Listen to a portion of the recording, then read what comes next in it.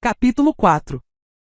O teleportal de Lara, também chamado Portal de Benaven, nome de seu descobridor, encontra-se na ilha de Taned, no último andar da Torre da Gaivota. Funciona e pode ser ocasionalmente ativado. Bases de seu funcionamento: desconhecidas. Destinação: desconhecida, provavelmente distorcida pela própria degradação, não sendo excluída a existência de diversas bifurcações e dissipações. Atenção! O teleportal tem comportamento caótico e é mortalmente perigoso. Quaisquer experimentos são categoricamente proibidos. Não é permitido o uso de magia no interior da Torre da Gaivota e em suas cercanias, sobretudo a magia de teleportação. Excepcionalmente, o capítulo examinará as petições para autorizar a entrada em Tor Lara e visitar o teleportal. As petições devem ser justificadas por teses científicas em curso desenvolvidas por pessoas especializadas nesse ramo de atividade. Bibliografia: A Magia do Povo Antigo, de Geoffrey Monk, O Portal de Tor Lara, de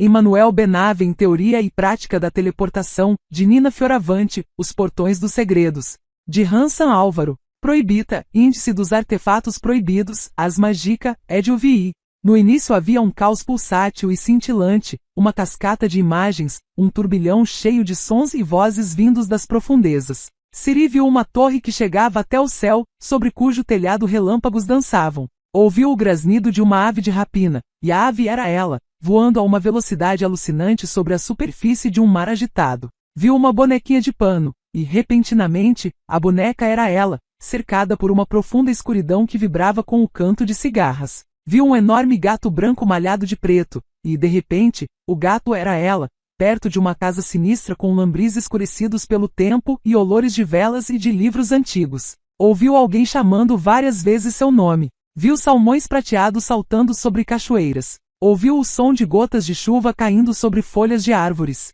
E, depois, ouviu um longo e penetrante grito de Yennefer, e foi tal grito que a despertou, arrancando-a daquele precipício desordenado. Atemporal. Agora, tentando em vão lembrar-se do sonho, ouvia apenas baixinhos sons de alaúde. Flauta, suaves batidas de tamborim, cantos e risos. Jaskier e um grupo de vagantes que se conheceram por acaso continuavam a se divertir a toda no quarto no final do corredor. Através da janela entrava o luar, clareando um pouco a penumbra e dando ao aposento de Loxia a aparência do local de um sonho. Ciri desembaraçou-se dos lençóis. Estava suada, com os cabelos grudados à testa. Quando anoitecera, ela tivera muita dificuldade em adormecer, sentira falta de ar, embora a janela estivesse aberta de par em par. Sabia qual fora a causa. Antes de sair com Geralt, Yennefer havia forrado o quarto com cortinas negras, sob o pretexto de impedir a entrada de quem quer que fosse, mas Ciri suspeitava que a verdadeira intenção fosse a de impossibilitar sua saída. Em outras palavras, estava presa. Yennefer, embora claramente feliz pelo encontro com Geralt, não esquecera nem lhe perdoara a insubordinada e louca escapada para Irundum, graças à qual o tal encontro ocorrera. Já em seu caso, o encontro com Geralt enchera-a de tristeza e desapontamento. O bruxo estava taciturno, tenso, inquieto e claramente insincero. Suas conversas eram fragmentadas, emaranhadas e interrompidas no meio de frases ou perguntas. Os olhos e os pensamentos do bruxo fugiam dela para bem longe, e Ciri sabia onde iam. Do quartinho no fundo do corredor, chegava-lhe o solitário e baixinho canto de Jaskier acompanhado pela melodia provinda das cordas do alaúde, parecendo o sussurro de um fino riacho escorrendo por entre pedras. Ciri reconheceu a melodia, que o bardo esteve compondo por vários dias. A balada, Jaskier se vangloriara dela mais de uma vez, levava o título de inalcançável, e deveria trazer glória ao poeta no torneio anual de bardos realizado no final de outono no castelo de Vartur. Ciri prestou atenção à letra. Tu voas sobre úmidos telhados, mergulhas entre nenúfares amarelos, mas hei de compreender-te, obviamente se chegares a tempo. Sons de cascos batendo, cavaleiros galopando na noite no horizonte, o céu iluminado por chamas de incêndios.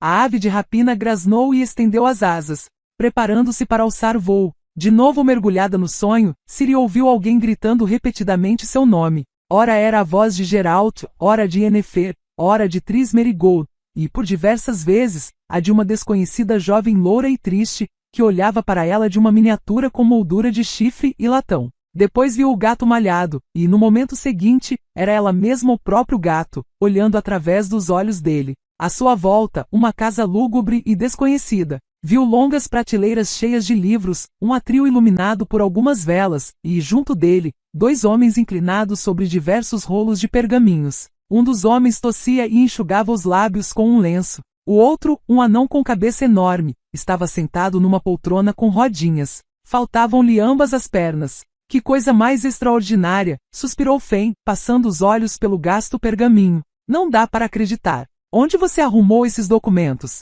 Você não acreditaria se eu lhe dissesse, tossiu Codringer. Será que você se deu conta de quem é? Realmente Cirila, a princesa de Cintra? Criança de sangue antigo. O último broto daquela maldita árvore de ódio. O último ramo, e nele, a última maçã envenenada, sangue antigo. Tão distante no tempo. Paveta, Calante, Adália, Ellen, Fiona e Falca. Pelos deuses, isso não é possível. Em primeiro lugar, Falca não teve filhos. Em segundo, Fiona era filha legítima de, em primeiro lugar, não sabemos nada da juventude de Falca. Em segundo, não me faça rir, Fen. Afinal, você sabe que a simples menção da palavra, legítima, me faz sacudir com espasmos de riso. Acredito piamente nesse documento, porque em minha opinião, ele é autêntico e diz a verdade. Fiona, tetravó de Paveta, era filha de Falca, o tal monstro em forma de gente. Diabos, não acredito em todas aquelas malucas profecias, vaticínios e outras bobagens, mas quando agora me lembro da profecia de Itline,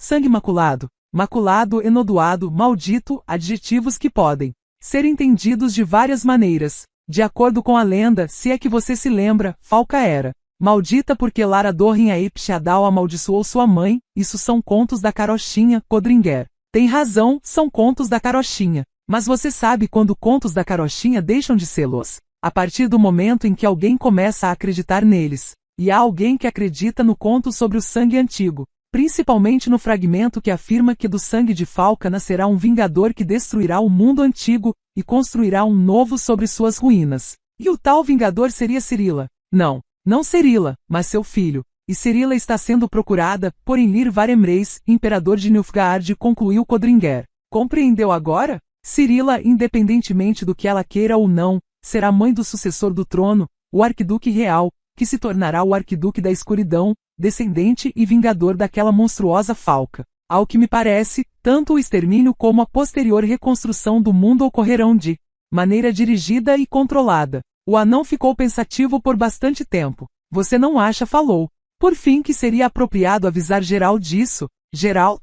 Codringer contorceu os lábios. Quem é ele? Não seria por acaso aquele ingênuo que, ainda há pouco, lhe afirmava que não age por lucro para si mesmo? É verdade que acredito que ele não age para si próprio, ele age para outro. Aliás, involuntariamente. Ele persegue Riense que é levado preso a uma trela, sem se dar conta da coleira presa em torno do próprio pescoço. E eu deveria ajudá-lo? Ajudar os que querem raptar eles mesmos essa galinha dos ovos de ouro, para com ela chantagearem Lir ou cair em suas graças? Não, Fen. Não sou estúpido a tal ponto. O bruxo age sob a trela de alguém? De quem? Pense um pouco. Da nação. Uma palavra muito bem escolhida. A única pessoa que tem influência sobre ele, na qual ele confia. Só que não confio nela, nunca confiei. Diante disso, pretendo me incluir nesse jogo. Trata-se de um jogo muito perigoso, Codringer. Não existem jogos que não envolvam perigos. Há apenas os que vale a pena jogar e os que não vale. Fen, meu irmãozinho. Será que você não está se dando conta do que caiu em nossas mãos? Uma galinha que fornecera a nós, e a mais ninguém, um gigantesco ovo, todo de ouro. Codringer teve um acesso de tosse. Quando afastou o lenço dos lábios, este tinha manchas de sangue. O ouro não o curará disso, afirmou Fen, olhando para o lenço na mão de seu parceiro. Assim como não devolverá minhas pernas. Quem sabe? Alguém bateu à porta. Fen agitou-se nervosamente em sua poltrona com rodinhas. Você está aguardando alguém, Codringer? Sim, aguardo certas pessoas que estou enviando a Taned para pegar a galinha dos ovos de ouro. Não abra, berrou Ciri. Não abra essa porta. A morte o aguarda do outro lado dela. Não abra essa porta. Já estou abrindo, já estou.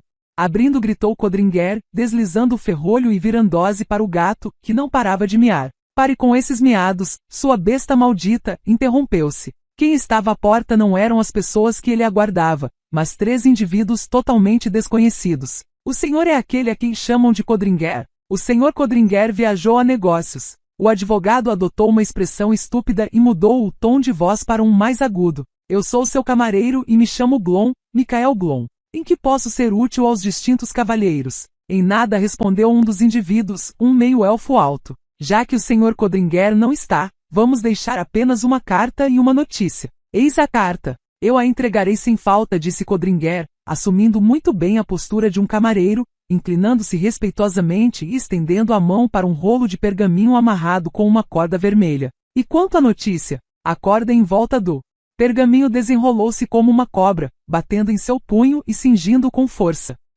Meio-elfo alto puxou-a violentamente para junto de si. Codringer perdeu o equilíbrio, tombou para frente, e, no intuito de evitar uma queda no chão, apoiou, por instinto, a mão esquerda no peito do desconhecido. Nessa posição, não estava em condições de se defender do punhal que lhe foi enfiado na barriga. Soltou um grito abafado e esforçou-se para recuar, mas a corda mágica enrolada em seu pulso não cedeu. O meio-elfo puxou-o de volta para junto de si e apunhalou-o novamente. Dessa vez a lâmina permaneceu cravada em Codringer. Eis a notícia, com saudações de Riense, sibilou o meio-elfo alto, puxando com força o punhal para cima e estripando o advogado como a um peixe. Vá para o inferno, Codringer. Direto para o inferno. Codringer emitiu um estertor rouco e indistinto. Sentiu a lâmina do punhal romper suas costelas e seu externo. Caiu no chão, em posição fetal. Quis gritar para alertar Fen, mas o máximo que conseguiu foi soltar uma espécie de soluço, que logo foi afogado por uma onda de sangue. O meio-elfo alto passou por cima do corpo e seus 2 companheiros o seguiram. Ambos eram humanos. Fen não se deixou pegar de surpresa. Ouviu-se um silvo, e um dos facínoras caiu de costas, atingido por uma bolinha de aço bem no meio da testa. Fen deslizou com sua poltrona até o atril, tentando inutilmente armar novamente a besta com as mãos trêmulas. O meio-elfo pulou e derrubou a poltrona com um violento pontapé, afastando ao mesmo tempo a besta do alcance de Fen. O anão rolou no chão em meio a papéis espalhados. Agitando febrilmente os curtos braços e os cotos das pernas, parecia uma aranha ferida. Não se importando nem um pouco com o aleijado, o meio-elfo passou um olhar rápido pelos documentos expostos no atril. Sua atenção foi despertada por uma miniatura com moldura de chifre e latão, representando uma jovem de cabelos claros. Ergueu-a, com uma cartolina presa a ela. O segundo facínora abandonou o colega atingido pela bilha disparada pela besta e aproximou-se. Meio-elfo ergueu as sobrancelhas numa pergunta silenciosa. O facínora fez um meneio negativo, com a cabeça. O meio-elfo guardou no bolso a miniatura e mais alguns documentos recolhidos do atril. Em seguida, tirou do tinteiro um punhado de penas e acendeu-as numa das velas do candelabro. Girando-as, fez com que elas pegassem fogo e atirou-as no meio dos pergaminhos, que imediatamente começaram a arder. Fen berrou. O meio-elfo pegou da mesa uma garrafa com um líquido próprio para eliminar tinta, parou diante do anão, que se agitava no chão, e derrubou sobre ele todo o conteúdo. Fen soltou um uivo prolongado. O facínora humano tirou da estante uma pilha de pastas, soterrando o anão com elas. As chamas subiam até o teto. Outra garrafa com o mesmo líquido explodiu com um grande estrondo. As labaredas lamberam as prateleiras, e as pastas com documentos começaram a escurecer, a se entortar e a arder. Fen uivava. O meio-elfo afastou-se do atril em chamas, fez um maço com rolos de papel e acendeu-o. O segundo facínora atirou.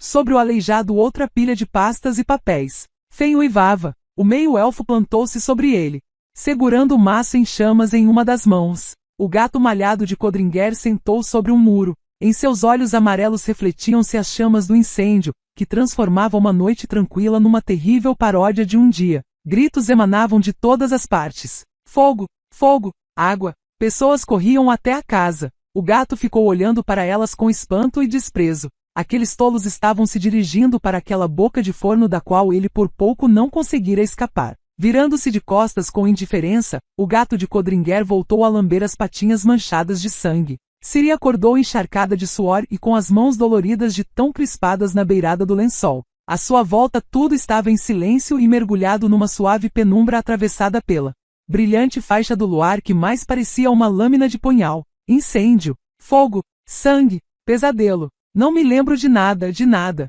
Aspirou com prazer o fresco ar noturno e a sensação de sufoco sumiu por completo. Sabia o motivo. Os feitiços de proteção não estavam surtindo efeito. Aconteceu algo inesperado, pensou Ciri. Saltou da cama e vestiu-se rapidamente. Armou-se com um estilete, já que não dispunha de uma espada. Yennefer a havia tirado dela e entregado a Jaskier para que a guardasse. O poeta certamente estava dormindo e Loxia encontrava-se mergulhada em silêncio. Ciri cogitava em ir ter com ele e despertá-lo quando sentiu uma forte pulsação nos ouvidos e o sussurro do sangue. A faixa de luar que penetrava no aposento transformou-se numa espécie de estrada. No fim da estrada, bem longe, havia uma porta. A porta se abriu e surgiu Yennefer. Venha! As costas da feiticeira abriam-se novas portas, uma atrás da outra. Incontáveis. Da penumbra. Pareciam emergir negras silhuetas de colunas, ou talvez de estátuas. Devo estar sonhando, pensou Ciri, não querendo acreditar nos próprios olhos. Estou sonhando. Isso aí não é estrada alguma, é uma luz, um feixe de luz. Não dá para caminhar sobre ela, venha. Ciri obedeceu. Não fossem os tolos escrúpulos de Geralt, não fossem seus inexequíveis princípios, muitos dos acontecimentos posteriores teriam se passado de maneira totalmente diversa. Na verdade, muitos dos acontecimentos nem teriam ocorrido, e com isso, a história do mundo seria outra. Mas a história do mundo desenrolou-se como se desenrolou, e a única razão disso foi o fato de o bruxo ter escrúpulos. Quando acordou de madrugada e teve necessidade de urinar, não agiu como agiria qualquer outro naquela situação. Não saiu para o terraço, e não mijou no vaso de capuchinhas. Teve escrúpulos. Vestiu-se silenciosamente para não acordar Yennefer, que dormia pesadamente sem se mover e quase sem respirar. Saiu do quarto e foi para o jardim. O banquete ainda continuava, mas, a julgar pelos sons que dele provinham, estava terminando. Das janelas do salão de baile ainda emanavam luzes que iluminavam o átrio e os canteiros de peonias. Diante disso, Geralt afastou-se ainda mais, entre arbustos mais densos, onde se quedou olhando para o céu cada vez mais claro, e com a faixa purpúrea do raiar do sol na linha do horizonte. Quando estava retornando devagar, imerso em seus pensamentos, seu medalhão vibrou fortemente. O bruxo apertou-o com a mão contra o peito, sentindo todo o seu corpo vibrar. Não havia dúvida, alguém estava lançando encantos em Aretusa. Geralt aguçou os ouvidos e ouviu gritos abafados, estrépitos e alaridos provenientes da arcada na ala esquerda do palácio. Qualquer outra pessoa teria imediatamente dado meia volta, e com passos apressados, tomado a direção oposta, fingindo nada ter ouvido. Com isso, é bem provável que a história do mundo teria seguido uma trajetória diversa. Mas o bruxo tinha escrúpulos e costumava agir segundo seus tolos e desastrados princípios. Quando adentrou correndo, a arcada e o corredor, travava-se ali uma refrega. Alguns facínoras de gibão cinzento imobilizavam um feiticeiro baixinho caído no chão. A imobilização era supervisionada por Dijkstra, chefe do serviço secreto de Vizimir, rei da Redânia. Antes de poder fazer qualquer coisa, Geralt também foi imobilizado. 2 outros facínoras o empurraram contra a parede, enquanto um terceiro encostava um tridente em seu peito. Os facínoras portavam no peito o brasão com a águia da Redânia. Dijkstra aproximou-se de Geralt e lhe sussurrou: "Isso é o que chamamos de meter o nariz onde não deve, e você, bruxo, tem um talento inato para meter o nariz onde não deve. Fique calminho e se esforce para não chamar a atenção." Os redânios ergueram o feiticeiro baixinho, segurando-o pelos braços. Tratava-se de Artaud Terranova, membro do capítulo. A luz que permitia notar os detalhes provinha de uma esfera suspensa sobre a cabeça de Keira Metis, a feiticeira com quem Geralt conversara durante o banquete. O bruxo mal a reconheceu ao trocar os transparentes tules por um severo traje masculino cinzento e estava armada com um estilete. "Prendam as mãos dele", ordenou secamente, estendendo um par de algemas feitas de um metal azulado. "Não ouse colocar isso em mim", berrou Terranova. "Não ouse, Metis. Sou membro do capítulo. Você era. Agora, você não passa de um simples traidor, e será tratado como tal. E você é uma puta asquerosa que..." Keira deu um passo para trás, balançou levemente os quadris e desferiu um violento soco no rosto do feiticeiro, cuja cabeça inclinou-se tanto para trás que Geralt por um momento teve a impressão de que ela se desprenderia do tronco. Terranova desmaiou nos braços dos homens que o seguravam, jorrando sangue da boca e do nariz. A feiticeira não desferiu outro golpe, embora mantivesse a mão erguida. O bruxo notou o brilho de bronze de um soco inglês entre seus dedos. Não se espantou. Keira era franzina e seu soco não poderia ter sido desferido apenas com o punho desnudo. Geralt não se mexeu. Os facínoras seguravam-no com força, e as pontas do tridente perfuravam-lhe a pele do tórax. Além disso, ele não sabia se teria se mexido caso estivesse livre, não saberia o que fazer. Os redânios fecharam as algemas nos punhos do feiticeiro. Terranova soltou um grito, dobrou-se e pareceu que ia vomitar. Geralt se deu conta de que eram feitas as algemas, de uma liga de ferro e dwimerito, um raro mineral cujas propriedades residiam em sua capacidade de sufocar qualquer habilidade mágica. A sufocação em pauta era acompanhada por efeitos colaterais bastante desagradáveis aos magos. Keira Metz ergueu a cabeça, afastando uma mecha de cabelos da testa. Foi quando viu o bruxo. O que ele está fazendo aqui, com todos os diabos? Como veio para cá? Ele meteu o nariz onde não devia, respondeu Dijkstra com indiferença. Ele tem um talento especial para isso. O que devo fazer com ele? Keira demonstrou sua raiva, batendo diversas vezes, com o salto da bota no chão. Fique de olho nele. Não tenho tempo para pensar nisso agora, falou, afastando-se. A feiticeira foi seguida pelos redânios que arrastavam terra nova. A brilhante esfera voou atrás dela, mas o dia já estava clareando. Dijkstra fez um gesto e os facínoras soltaram Geralt. O espião aproximou-se e fixou os olhos nos do bruxo. Mantenha-se absolutamente calmo. O que está se passando aqui? O quê? E absolutamente calado. Keira Metz retornou pouco tempo depois, e não sozinha. Estava acompanhada pelo feiticeiro que na noite anterior fora apresentado a Geralt como Detmold de Ban-Ard. Ao ver o bruxo, o feiticeiro soltou um palavrão e bateu com o punho na palma da mão. Que merda! Ele não é o tal por quem se enrabixou Yennefer. Ele mesmo, confirmou Keira. Geralt de Rivia. O problema reside no fato de eu não saber qual é a posição de Yennefer. Eu também não sei. Detmold deu de ombros. De todo modo, ele já está envolvido. Viu demais. Levem-no até Filipa e deixem que ela decida. Algemem-no. Não é necessário, falou Dijkstra, com aparente indolência. Eu me responsabilizo por ele. Vou levá-lo para onde for preciso.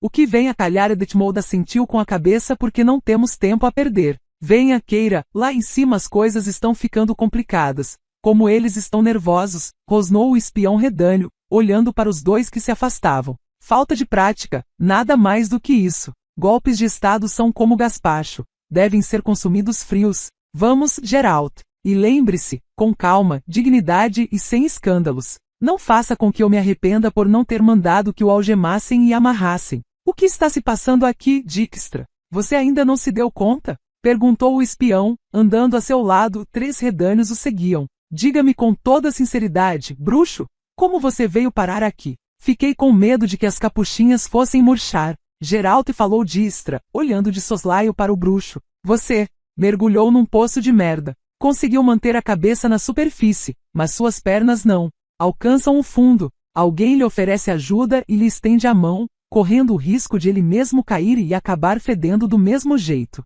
Portanto, pare de fazer piadinhas sem graça. Foi Yennefer quem o mandou vir aqui, não é verdade? Não. Yennefer está dormindo numa cama quentinha. Ficou mais calmo agora? O gigantesco espião virou-se violentamente, agarrou o bruxo pelos ombros e encostou-o na parede do corredor. Não fiquei mais calmo, seu imbecil de merda, sibilou. Será que você ainda não se deu conta de que todos os feiticeiros decentes e leais a seus reis não estão dormindo esta noite? De que nem se deitaram na cama? Quem está dormindo em camas quentinhas são os traidores comprados por Nilfgaard, os farsantes que haviam preparado um puto, mas para mais tarde. Não sabiam que seus planos haviam sido descobertos e que seus adversários se antecipariam a eles. E é precisamente agora que estão sendo arrancados de seus leitos quentes, atacados com cacetetes e presos por algemas de dwimerito. Os traidores estão acabados. Entendeu? Se você não quer afundar com eles, pare de se fingir de idiota. Você foi cooptado por Vilgefortz ontem à noite? Ou será que já havia sido aliciado antes por Yennefer? Fale, e fale rápido, porque a merda está quase chegando à sua boca. Gaspacho frio, Dijkstra, lembrou Geralt. Leve-me até Filipa. Com calma, dignidade e sem escândalos. O espião soltou-o e deu um passo para trás. Vamos, falou em tom gélido. Escadas acima. Mas ainda vamos terminar esta conversa. Eu lhe prometo. Naquele lugar onde se juntavam 4 corredores perto de uma coluna que sustentava o teto, o ambiente estava claro graças a lamparinas e esferas mágicas. Circulavam ali vários redânios e feiticeiros. Entre estes últimos havia 2 membros do capítulo, Radcliffe, Sabrina Glevissig. Sabrina, como Keira Metz, estava vestida com um traje masculino cinzento. Geralt percebeu que no puto perpetrado diante de seus olhos, as partes em confronto podiam ser distinguidas pelas cores de suas roupas. Tris Merigold estava ajoelhada no chão, inclinada sobre um corpo numa poça de sangue. Geralt reconheceu Lydia van Bredevoort. Reconheceu-a pelos cabelos e pelo vestido de seda. Não a teria reconhecido pelo rosto, porque nada sobrara dele, apenas uma horrenda máscara macabra brilhando com dentes à mostra, até a metade das bochechas, e uma disforme e mal solidificada mandíbula. Cubram-na, falou Sabrina Glevisig surdamente. Quando ela morreu, a ilusão se desfez. Que droga, cubram-na com algo. Como isso aconteceu, Radcliffe? Indagou Tris, afastando a mão da dourada empunhadura de um estilete cravado logo abaixo do externo de Lydia. Como isso pôde acontecer? Havíamos combinado que não haveria. Cadáveres. Ela nos atacou, murmurou o feiticeiro, abaixando a cabeça. Ao levarmos Vilgefortz, ela se atirou sobre nós. Houve uma confusão. Eu mesmo não sei o que se passou. O estilete é dela. Cubram seu rosto, ordenou Sabrina mais uma vez, virando-se violentamente. Foi quando viu Geralt. Seus olhos rapineiros brilharam como antracitos. De onde surgiu ele? Tris ergueu-se de um pulo e aproximou-se do bruxo, colocando a palma da mão juntinho do rosto dele. Geralt viu um brilho, e, lentamente, mergulhou na escuridão. Sentiu alguém puxá-lo com violência pela gola do casaco. Segurem-no, senão ele vai cair. A voz de Tris era artificial, soando com raiva fingida. Tris puxou-o mais uma vez, de modo que ele se encontrou colado a seu corpo. Perdoe-me, ouviu seu rápido sussurro. Tive de fazê-lo. Os homens de Dijkstra mantiveram-no de pé. Geralt sacudiu a cabeça e passou a orientar-se pelos outros sentidos além da visão. Nos corredores reinava confusão, o ar ondulava e trazia olores e vozes. Sabrina Glevisig praguejava. Tris tentava apaziguá-la. Redâneos fedendo a quartel arrastavam pelo chão um corpo inerte sussurrando com a seda do vestido. Sangue, cheiro de sangue, e cheiro de ozônio, o cheiro da magia. Vozes alteradas, passos, nervosas batidas de saltos. Apressem-se, isso tudo está demorando demais. Já deveríamos estar em Garsta. Filipa Eilhart, nervosa. Sabrina, ache urgentemente Marte Sodergen. Se for preciso, arranque-a da cama. Jedindate está mal. Acho que foi um infarte. Que Marte se ocupe dele, mas não lhe diga nada, nem a quem estiver dormindo com ela. Tris, procure Dorregaray, Dritel e Carduin e leve-os para Garsta. Com que finalidade? Eles representam reis. Que Etain e Esterat sejam informados de nossa ação e de seu resultado. Você deverá levá-los. Tris, suas mãos estão manchadas de sangue. De quem? De Lydia. Que merda. Quando? Como? E o que importa como? Uma voz calma e fria. Tissaia de Vries. O frufru de um vestido. Tissaia trajava um vestido de baile e não um uniforme rebelde. Geralt aguçou os ouvidos, mas não ouviu. Som de algemas de Dvimerito. Você está fingindo estar chocada? Continuou Tissaia. Triste? Quando se organizam revoltas, quando se trazem facínoras armados no meio da noite, é preciso levar em conta a existência de vítimas. Lydia está morta. Enjedindate agoniza. Ainda há pouco vi Artaud com o rosto destroçado. Quantas vítimas mais teremos, Filipa Eilhart? Não sei, respondeu Filipa secamente. Mas não recuarei. Obviamente. Você não recua diante de nada. O ar tremeu, saltos de botas soaram no piso num ritmo conhecido. Filipa estava se aproximando de Geralt. Ele manteve na memória o ritmo nervoso de seus passos, quando ambos atravessaram o salão de Aretusa na noite anterior para degustar uma porção de caviar. Lembrou-se também do cheiro de canela e nardo. Agora, tal cheiro estava misturado com o de fluoreto de sódio. Geralt excluía qualquer possibilidade de participar de um golpe ou put, mas não acreditava que, caso viesse a participar de um, teria pensado antes em escovar os dentes. Ele não a enxerga, Phil falou. Dijkstra num tom aparentemente apático. Ele não vê nem viu nada. Aquela de cabelos lindos. Cegou-o. Geralt ouvia a respiração de Filipa e sentia cada um de seus movimentos, mas meneou a cabeça de maneira desnorteada, fingindo impotência. Seus esforços foram vãos, a feiticeira não se deixou iludir. Não finja, Geralt. Tris obscureceu sua visão, não sua mente. Como você veio parar aqui? Eu me meti onde não devia. Onde está Yennefer? Abençoados os que não sabem. Na voz de Filipa não havia qualquer indício de zombaria, pois assim, eles viverão por mais tempo. Seja grato à Tris. O encanto foi suave e a cegueira passará logo. E é graças a ela que você não viu aquilo que lhe era proibido ver. Fique de olho nele, Dijkstra. Voltarei logo. Nova agitação. Vozes. O soprano de Keirametes, o baixo profundo de Radcliffe, as batidas de botas redâneas e a voz alterada.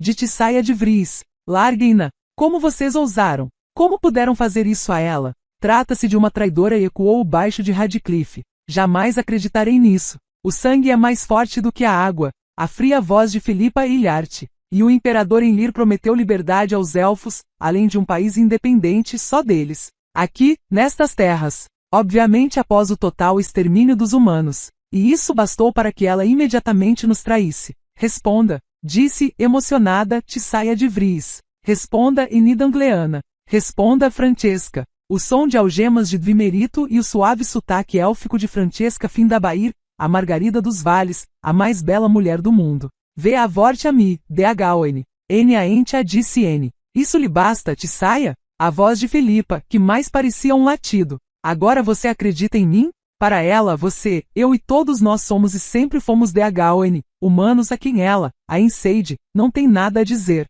E quanto a você, Ferkart? O que lhe prometeram Vilgefortz e Enlir para você decidir nos trair? Vá para o inferno, sua puta degenerada. Geralt prendeu a respiração, mas não ouviu o som de um soco inglês chocando-se com uma mandíbula. Filipa era mais controlada do que queira, ou então não tinha um soco inglês. Radcliffe, leve os traidores para Garsta. Detmold, deu o braço à arquimaga de Vries. Vão, irei logo em seguida. Passos. Cheiro de canela e nardo. Dijkstra, eis-me aqui, Phil, seus subordinados não são mais necessários. Que retornem a Loxia. Não seria melhor a Loxia, Dijkstra? As suas ordens, distinta dama. Na voz do espião soou uma nota de escárnio. Os rapazes irão embora. Eles fizeram o que lhes coube fazer. Agora, o caso pertence exclusivamente aos feiticeiros, e, diante disso, também vou sumir dos lindos olhos de Vossa Alteza. Não espero receber agradecimento algum pela ajuda e participação no PUT, mas tenho certeza de que Vossa Alteza me manterá em sua agradecida memória.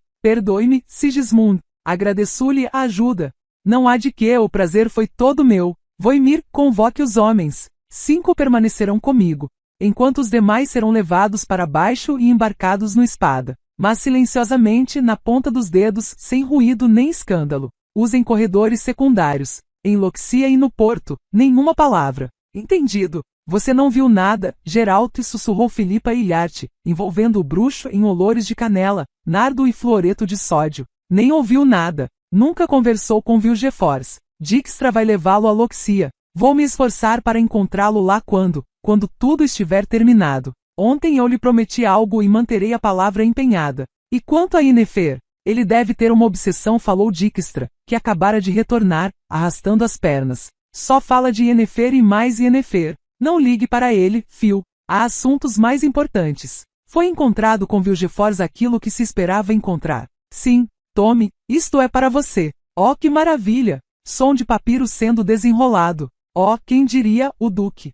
Nitert. Fantástico. O barão, mais discrição, e sem nomes, por favor. Além disso, peço-lhe que não comece as execuções assim que chegar a Tretogor. Não provoque um escândalo prematuramente. Não precisa se preocupar. As pessoas desta lista, tão gulosas de ouro nilfgaardiano, estão seguras. Por enquanto. Elas vão ser minhas queridas marionetes acionadas por cordinhas. Mais tarde colocaremos essas cordinhas em seus pescocinhos. Por curiosidade, havia outras listas. Listas de traidores de Caeden de Temeria de Aedir? Bem que gostaria de dar uma espiada nelas. Nem que fosse apenas com o canto dos olhos. Sei que você gostaria, mas isso não lhe diz respeito. As outras listas estão com Radcliffe e Sabrina Glevice. Você pode ter certeza de que eles saberão fazer bom uso delas. E agora, adeus. Estou com pressa. Phil, sim. Devolva a visão ao bruxo. Não quero que ele tropece nos degraus. No salão de baile de Aretusa, o banquete continuava, só que mudara de forma,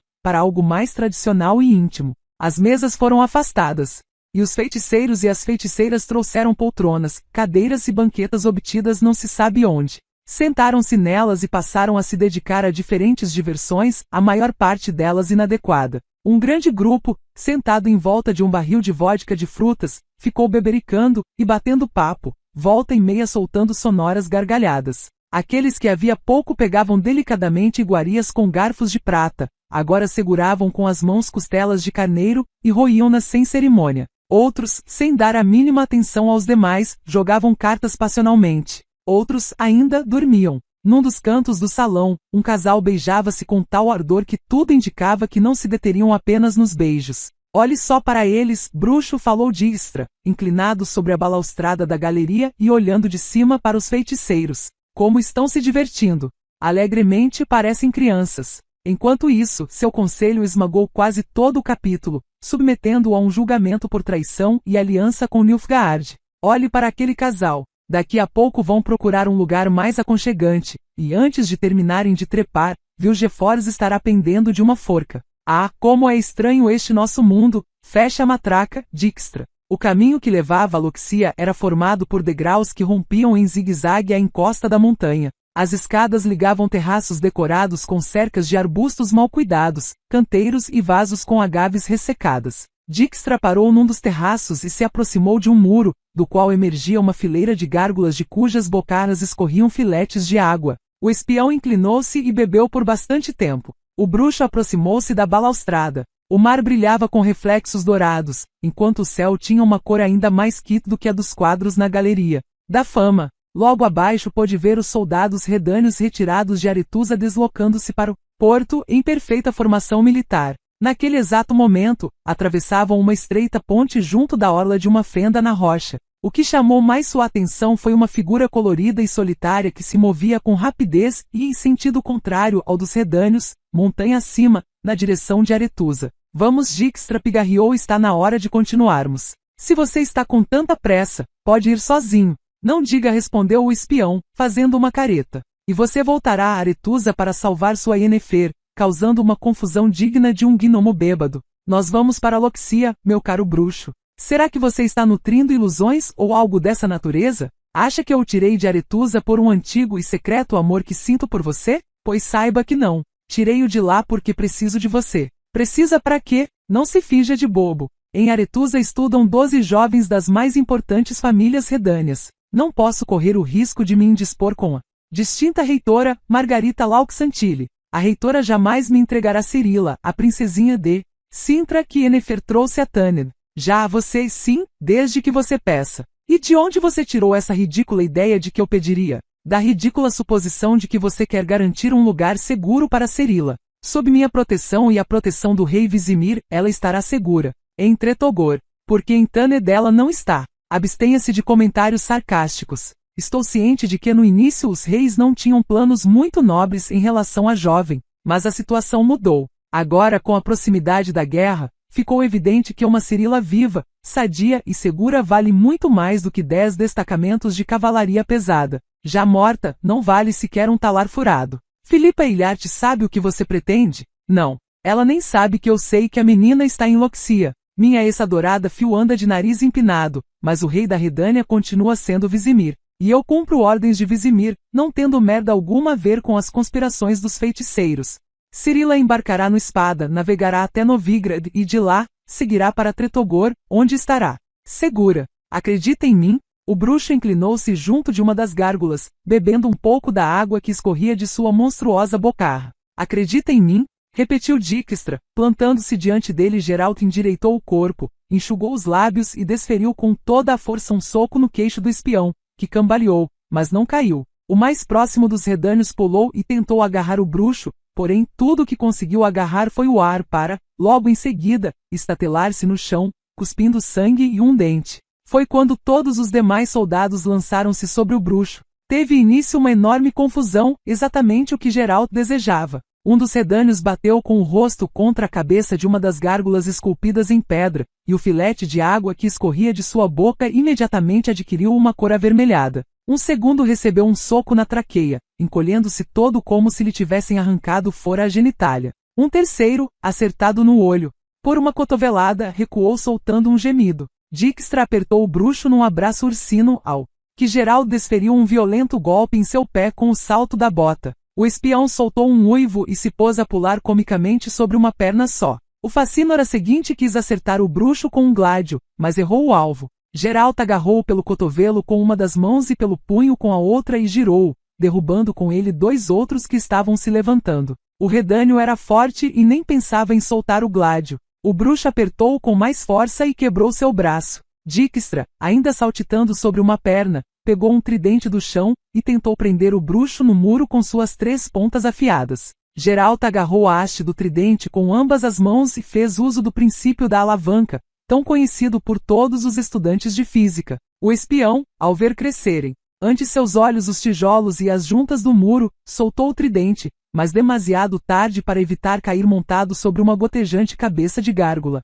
Geralt aproveitou o fato de estar de posse do tridente para derrubar o adversário seguinte. Depois, apoiou a haste no piso e quebrou-a com um pontapé, adequando-a ao comprimento de uma espada. Testou a nova arma, primeiro na nuca de Dijkstra, montado na gárgula, e em seguida, no uivante facínora de braço quebrado, fazendo-o calar. As costuras de seu doblete rasgaram-se nas axilas havia muito tempo, e o bruxo sentia-se bem melhor. O último dos facínoras que ainda se mantinha de pé também resolveu atacar com um tridente, julgando que seu comprimento lhe desse alguma vantagem. Geralt acertou-o na base do nariz, e ele desabou sobre um dos vasos com agave. Outro redânio, incrivelmente teimoso, agarrou-se à coxa do bruxo, fincando nela seus dentes. O bruxo ficou furioso, e com um violento pontapé, privou o mordedor da possibilidade de quaisquer mordidas futuras. No topo das escadas, apareceu, arfando Jaskier, que, ao ver o que estava se passando, ficou branco como uma folha de papel. Geralt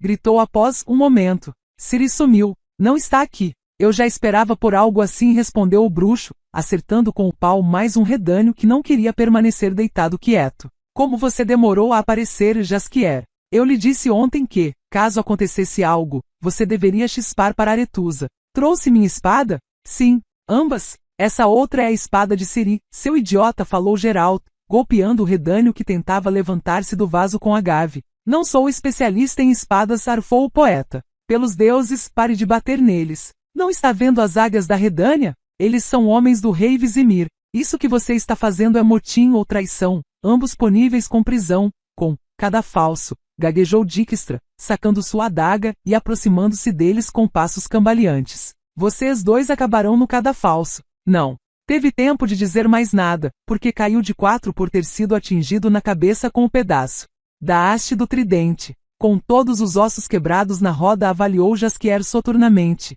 Não sem antes sermos pinçados com tenazes em brasa. O bruxo deu um pontapé nas costelas do espião. Dijkstra rolou para o lado como um alce abatido. Esquartejado, só avaliou o poeta. Pare com isso, Jaskier. Passe-me as 2 espadas e suma daqui o mais rápido que puder. Fuja da ilha. Fuja para o mais longe possível. E quanto a você, vou voltar montanha acima. Tenho de salvar Ciri e Yennefer. Dijkstra, fique deitado quietinho e deixe a adaga em paz. Isso vai lhe custar muito caro, arfou o espião. Vou convocar meus homens. Irei atrás de você. Você não irá. Irei. Só no convés do espada disponho de 50 homens. E há um médico entre eles. Como? Geralt pegou o espião por trás, agarrou seu pé e torceu-o com muita força. Ouviu-se o estalo de ossos quebrando. Dijkstra soltou um berro e desmaiou. Jaskier também gritou, como se o membro quebrado fosse dele. Qualquer coisa que eles possam fazer comigo depois de me esquartejarem, murmurou o bruxo, já não me interessa tanto assim. Em Aretusa, tudo estava em silêncio. No salão de baile, restaram apenas alguns sobreviventes sem forças suficientes para se mover. Não querendo ser notado, Geralt evitou o salão. Teve dificuldade para encontrar o quartinho no qual passara a noite com Yennefer. Os corredores do palácio eram verdadeiros labirintos e todos tinham o mesmo aspecto. A bonequinha de pano o observava com seus olhos de botão. O bruxo sentou-se na cama, apertando a cabeça com as mãos. Não havia manchas de sangue no chão, mas no encosto da cadeira estava pendurado o vestido negro. Yennefer trocara de roupa, por um traje masculino, o uniforme dos golpistas, ou teria sido arrastada para fora de camisola, com os pulsos presos por algemas de Dvimerito. No vão da janela estava sentada Marte Sodergen, a curandeira. Ao ouvir os passos do bruxo, ergueu a cabeça, lágrimas escorriam-lhe pelo rosto. Enjedindate está morto, falou, com voz entrecortada por soluços. Coração, não pude fazer mais nada, porque me chamaram. Tão tarde, Sabrina me agrediu, bateu-me no rosto. Por quê? O que aconteceu aqui? Você viu Yennefer? Não, não vi. Vá embora. Quero ficar sozinha. Mostre-me o caminho mais curto para Garstan, por favor. Acima de Aretusa havia 3 terraços com arbustos, além dos quais a parede da montanha tornava-se escarpada e inacessível. Sobre a escarpa erguia-se Garstan. A base do palácio era formada por um bloco de pedra escura e achatada preso às rochas. Somente o andar superior brilhava com mármores e vitrais, soltando reflexos dourados do metal das cúpulas. O caminho de pedras que levava a Garstan e mais além enrolava-se em torno da montanha como uma serpente. Além dele, havia outro caminho, mais curto, as escadas que ligavam os terraços logo abaixo de Garstan e que desapareciam na boca de um túnel. E foram exatamente essas escadas que Marte Sodergen indicou ao bruxo. Logo depois do túnel havia uma ponte sobre um abismo. Após a ponte, as escadas subiam de maneira íngreme, virando e sumindo numa curva. Geralt apressou o passo. A balaustrada das escadas era decorada com pequenas estátuas de faunos e ninfas. As estatuetas pareciam estar vivas. O medalhão do bruxo começou a vibrar fortemente. Geralt esfregou os olhos. O aparente movimento das estatuetas residia no fato de elas mudarem de aspecto. A lisa superfície de pedra se transformava numa porosa e disforme massa corroída por sal e ventos, e logo em seguida, retomava o aspecto anterior. O bruxo entendeu seu significado. A mágica ilusão que camuflava Tânia se balançava e se desfazia. A ponte também era parcialmente ilusória. Através dos furos na camuflagem, era possível ver o precipício e uma cachoeira estrondeante ao fundo. Não.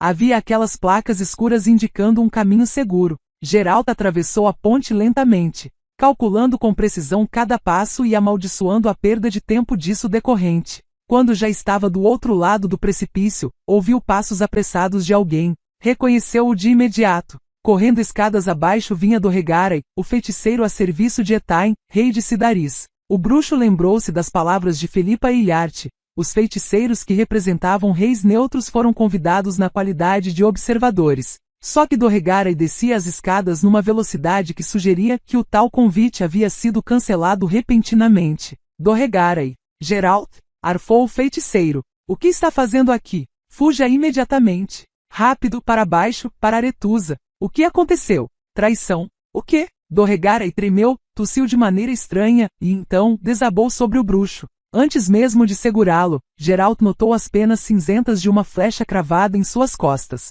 O choque com o corpo do feiticeiro salvou-lhe a vida, pois outra flecha, idêntica à primeira, em vez de atravessar sua garganta, acertou o rosto coberto de musgo de um sorridente fauno, arrancando-lhe o nariz e um pedaço de bochecha. O bruxo soltou Doregaray e mergulhou para trás da balaustrada das escadas. O feiticeiro, porém, desmoronou sobre ele. Os arqueiros eram dois e ambos usavam um gorro adornado com cauda de esquilo. Um ficou no topo das escadas esticando a corda do arco, enquanto o outro sacou a espada e desceu as escadas pulando vários degraus de cada vez. Geralt livrou-se de Doregaray e ergueu-se, sacando a espada. A flecha silvou, mas o bruxo interrompeu o silvo acertando sua ponta com um rápido movimento da lâmina. O segundo elfo já estava próximo, porém, diante da visão de uma flecha sendo desviada por uma espada, hesitou por um momento, mas só por um momento. Lançou-se sobre o bruxo com a espada erguida. Geralt parou o golpe de maneira oblíqua, fazendo com que a lâmina do elfo deslizasse sobre a sua. O elfo perdeu o equilíbrio, o bruxo fez uma elegante pirueta e acertou-o no pescoço, logo abaixo da orelha. Apenas uma vez. Foi o bastante. O arqueiro no topo das escadas voltou a estender a corda do arco, porém não teve tempo para soltar a flecha. Geralt viu um brilho, o elfo soltou um grito e caiu rolando escadas abaixo. As costas de seu casaco estavam em chamas. Pelas escadas descia outro feiticeiro. Ao ver o bruxo, parou e ergueu o braço. Geralt não perdeu tempo com explanações e atirou-se no chão. O flamejante raio passou por cima de seu corpo, e com estrondo, transformou em pó uma estátua de fauno. Pare! Gritou. Sou eu, o bruxo. Que merda! Falou o feiticeiro. Geralt não se lembrava de tê-lo visto no banquete. Confundi você com um desses bandidos élficos. Como está Doregaray? Está vivo? Acho que sim. Rápido, para o outro lado da ponte. Arrastaram Doregaray pela ponte contando com pura sorte, porque, em seu afã, esqueceram-se por completo da balançante e intermitente ilusão. Ninguém os perseguia, mas, mesmo assim, o feiticeiro ergueu o braço, murmurou um encanto, e com outro raio, destruiu-a. Ponte. As pedras caíram, batendo com estrondo nas paredes do desfiladeiro. Isso deverá detê-lo-se. Falou. O bruxo enxugou o sangue que escorria da boca de Doregaray. Ele está com um pulmão perfurado. Você pode ajudá-lo? Eu posso, falou Marte Sodergen, subindo com dificuldade as escadas provenientes das bandas de Aretusa, da boca do túnel. O que está se passando aqui, Carduin? Quem disparou essa flecha? Soyatael, respondeu o feiticeiro, enxugando o suor da testa com a manga do casaco. Em Garstan, os dois lados continuam lutando entre si. Dois bandos malditos. Um pior do que o outro. Felipa algema Vilgefortz no meio da noite, enquanto Vilgefortz e Francesca Findabair introduzem esquilos na ilha. Já te saia de Vries, maldita seja, promoveu uma confusão daquelas. Seja mais claro, Carduin. Não vou perder tempo com conversas inúteis. Estou fugindo para Loxia e de lá, vou me teleportar para Kovir. Quanto aos que ficaram em Garstan, tomara que se matem uns aos outros. Isso já não tem importância alguma. Estamos em guerra. Toda essa confusão foi arquitetada por Filipa para que os reis possam declarar guerra a Nilfgaard. Entenderam? Não respondeu Geralt. Nem fazemos questão de entender. Onde está Yennefer? Parem com isso. Gritou Marte Sodergen, inclinada sobre Doregaray. Ajudem-me, em vez de discutir. Segurem-no, porque não consigo arrancar a flecha. Geralt e Carduin ajudaram-na. Doregaray gemia e tremia. As escadas tremiam também. De início, Geralt achou que o tremor era efeito dos feitiços curandeiros de Marte. No entanto, era todo o palácio de Garstan que tremia. De repente, os vitrais explodiram e das janelas emanaram chamas e rolos de fumaça. Continuam lutando. Carduin rangeu os dentes. A coisa está feia, um feitiço após outro. Feitiços? Hein? Garstan? Não pode ser, o Garstan está cercado por uma aura mágica. Foi coisa de Tissaia. Ela decidiu de uma hora para outra, escolher um dos lados, desfez o bloqueio, liquidou a aura e neutralizou o efeito do Dvimerito. Aí, todos se atiraram sobre o pescoço uns dos outros, com Vilgefortz e Terra Nova de um lado e Filipa e Sabrina do outro. As colunas se romperam e a abóbada desabou. Foi quando Francesca abriu um alçapão pelo qual adentraram esses diabos élficos. Gritamos que éramos neutros, mas Vilgefortz apenas riu. Antes que pudéssemos erguer um escudo protetor, Dritel levou uma flechada no olho, e Regian ficou parecendo um ouriço de tantas flechas cravadas no corpo. Não esperei para ver o que viria em seguida. Marte, você ainda vai demorar? Temos de fugir daqui. Doregaray não poderá ir conosco, falou a curandeira, enxugando no vestido de baile as mãos sujas de sangue. Teleporte-nos, Carduin. Daqui? Você deve ter enlouquecido. Estamos demasiadamente perto de Tor Lara. O portal de Lara produz eflúvios e fará com que qualquer teleportação seja desviada. Não é possível teleportar daqui. Mas ele não consegue andar. Vou ter de ficar junto dele, pois fique, exclamou Carduin. E divirta-se. Eu prezo por demais minha vida e vou retornar a Kovir. Kovir é neutro. Que beleza, murmurou o bruxo, dando uma cusparada e olhando para o vulto do feiticeiro, que desaparecia na boca do túnel. Companheirismo e solidariedade. Mas o fato é que eu também não posso ficar aqui com você, Marte. Preciso ir até Garstan. Seu confrade neutro destruiu a ponte. Existe um caminho alternativo? Marte Sodergen fungou e meneou positivamente cabeça. Já estava junto do muro de Garstan quando Keira Metis caiu sobre sua cabeça. O caminho indicado pela curandeira passava por jardins suspensos, interligados entre si por uma serpentina de escadas. Os degraus estavam espessamente cobertos por Hera e Madressilva, cujas folhas dificultavam a escalada,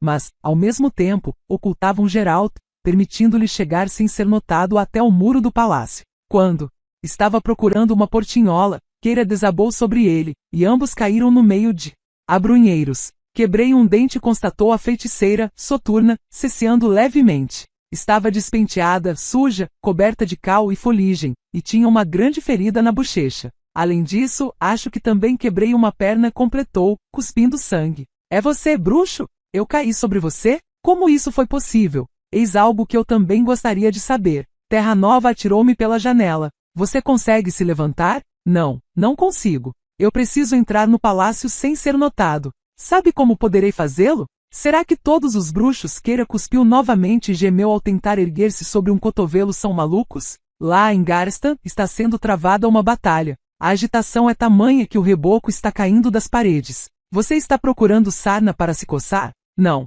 Estou à procura de Yennefer. Que coisa! Exclamou Keira, parando de tentar erguer-se e deitando-se de costas. Como gostaria que alguém me amasse com tanto afinco. Pegue-me em seus braços. Talvez em outra ocasião. Agora, estou com certa pressa. Pegue-me em seus braços, estou lhe dizendo. Assim poderei lhe mostrar o acesso a Garstan. Preciso pegar aquele filho da puta do Terra Nova. Está esperando o quê? Sozinho, não achará a entrada, e mesmo que ache, aqueles elfos filhos da puta dariam cabo de você. Não consigo andar, mas ainda sou capaz de lançar alguns encantos. Se alguém se meter em nosso caminho, vai se arrepender amargamente. Soltou um grito de dor quando ele a levantou. Desculpe-me. Não faz mal, respondeu Keira, colocando os braços em torno do pescoço dele, é a maldita perna. Você sabia que continua com o cheiro do perfume dela? Não, não por aqui. Dê meia volta e vá até o sopé da montanha. A outra entrada do lado de Torlara. Talvez lá não haja elfos. Ai, que merda.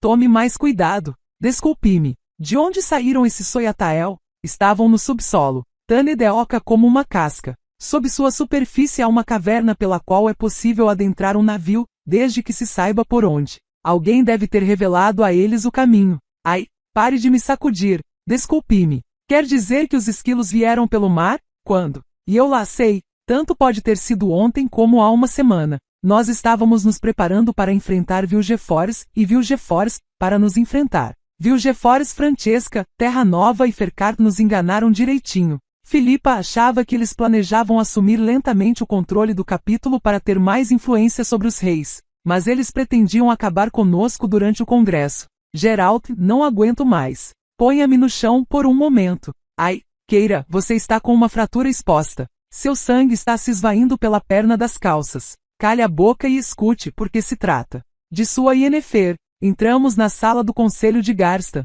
Havia lá um bloqueio anti-magia, mas, como ele não funcionava contra Dvimerito, sentimos-nos seguros. Começou uma discussão. Tissaia e os neutros gritavam conosco, e nós gritávamos com eles. Enquanto isso, Vilgefortz sorria calado. Repito, Vilgefortz é um traidor. Aliou-se a Enlir, imperador de Nilfgaard, e envolveu outros membros do capítulo na conspiração. Quebrou as leis, nos traiu e traiu os reis. Mais devagar, Filipa. Eu sei que os mimos com os quais Vizimir a cerca são mais importantes para você do que a solidariedade e a irmandade. O mesmo pode-se dizer de você, Sabrina, porque desempenha papel idêntico em Caeden. Keira Metz e Tris Merigold representam os interesses de Foltestelteltestou de Temeria. Radcliffe é uma ferramenta de Demaven de Aedir. Aonde você quer chegar, Tissaia? A afirmação de que os interesses dos reis não precisam forçosamente coincidir com os nossos. Sei muito bem do que se trata. Os reis começaram a exterminar os elfos e outros inumanos. Pode ser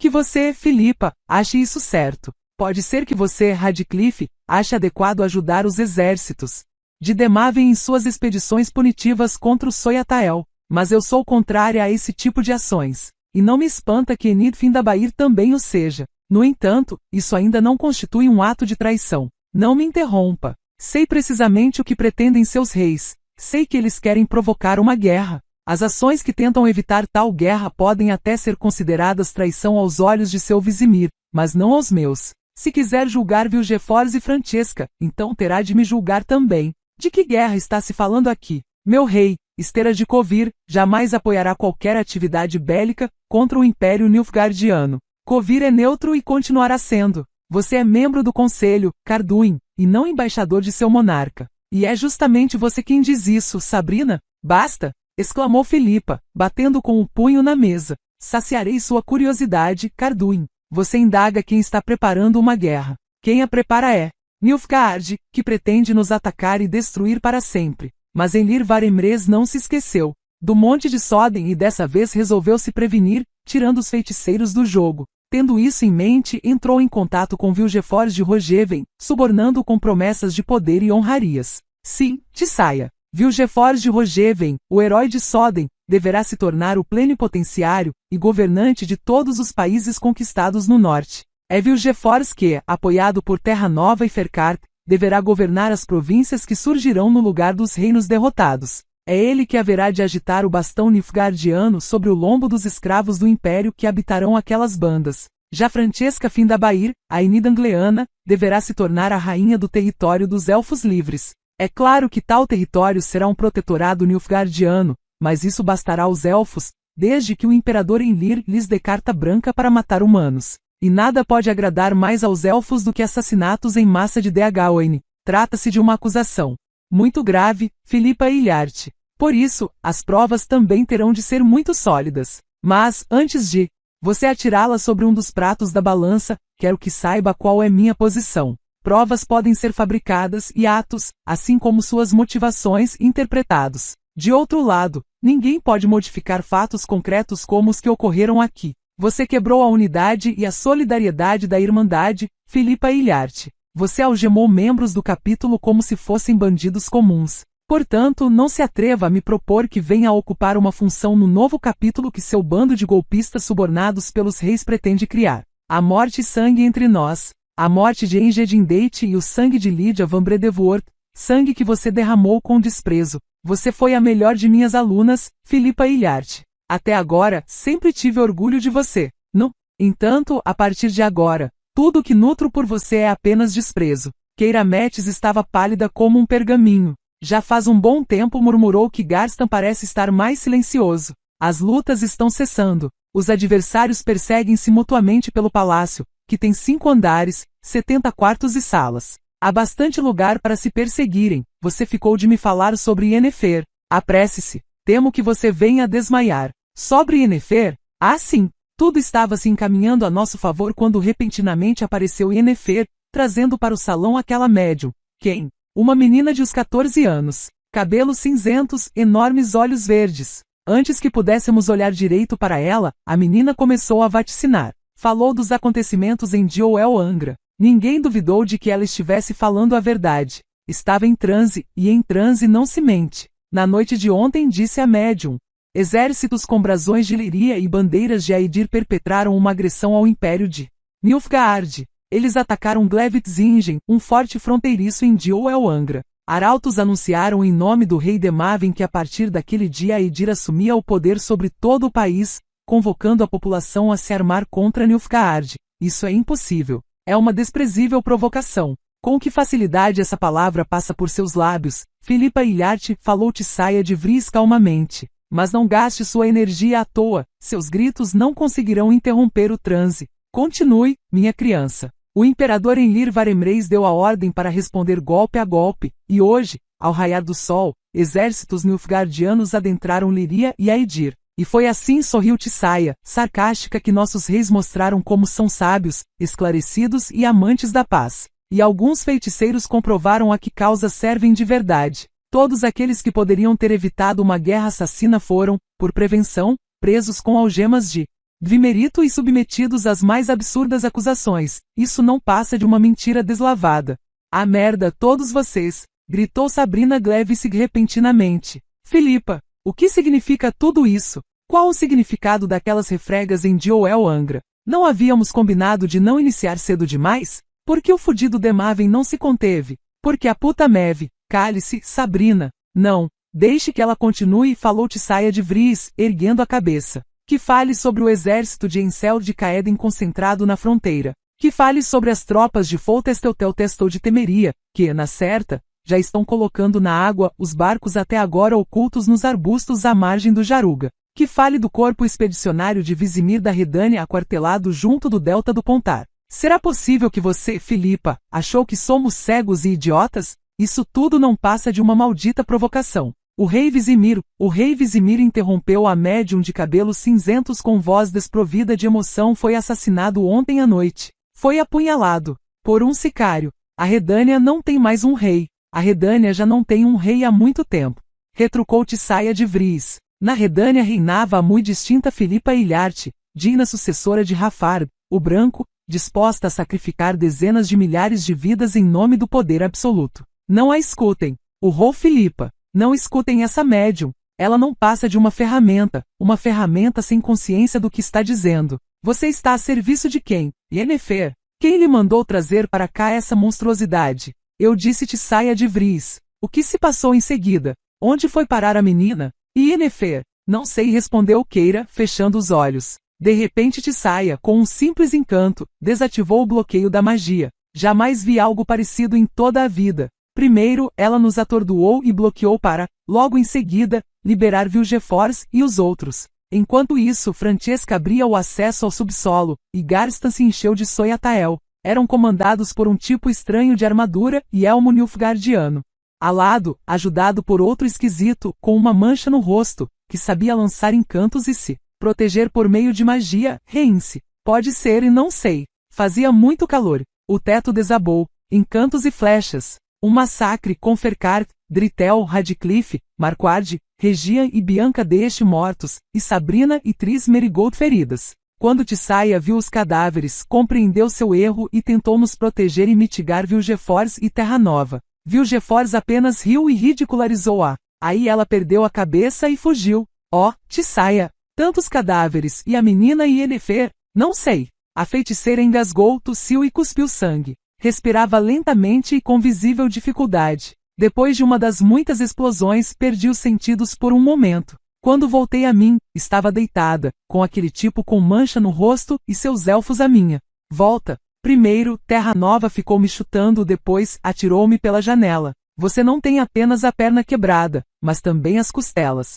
Não me deixe sozinha. Preciso deixá-la. Mas voltarei para buscá-la. Pois sim. No começo, havia apenas um caos refulgente, uma escuridão latejante, um confuso misto de penumbra com claridade, um coro de balbuciantes vozes emanando das profundezas. De repente, as vozes tornaram-se mais potentes e tudo em volta transformou-se numa indescritível gritaria e estrondo. A claridade no meio da penumbra converteu-se em chamas, que lambiam tapeçarias e gobelinos com feixes de faíscas que pareciam sair das paredes, das balaustradas e das colunas que sustentavam o teto. Ciri engasgou com a fumaça, dando-se conta de que aquilo não era mais um sonho. Tentou se erguer, apoiando-se nas mãos, e sentiu que elas tocavam em algo úmido. Olhou para baixo e constatou que estava ajoelhada numa poça de sangue. Perto dela jazia um corpo imóvel. Um corpo de elfo, reconheceu-o de imediato. Levante-se. Yennefer estava de pé a seu lado, com um estilete na mão. Dona Yennefer, onde estamos? Não me lembro de nada. A feiticeira pegou sua mão. Estou a seu lado, Ciri. Onde estamos? Por que tudo está em chamas? Quem é esse? Esse aí. Há muito tempo eu lhe disse que o caos estendia a mão em sua direção. Lembrasse? Não. É lógico que você não se lembra. Esse elfo estendeu a mão em sua direção. Tive de matá-lo com uma faca, porque seus patrões esperam apenas uma de nós se revelar ao lançar mão da magia. E acabarão nos descobrindo, porém não neste momento. Você já está completamente lúcida? Aqueles feiticeiros, sussurrou Ciri, os que estavam naquele salão enorme. O que eu dizia a eles? E por que eu dizia aquilo? Não tive a mínima intenção, mas senti uma incontrolável necessidade de falar. Por quê? Por quê? Dona Yennefer. Silêncio, feiosa. Cometi um erro. Ninguém é infalível. Ouviram um estampido e um grito horripilante vindos de baixo. Venha, rápido, não temos tempo. Saíram correndo pela galeria. A fumaça, cada vez mais espessa, sufocava, esganava, cegava. Os muros trepidavam com as explosões. Ciri falou Yennefer, parando num dos cruzamentos da galeria e apertando com força a mão da menina. Ouça-me, ouça-me com muita atenção. Eu preciso ficar aqui. Está vendo essa escada? Você descerá por ela, não. Não me deixe sozinha. Preciso deixá-la.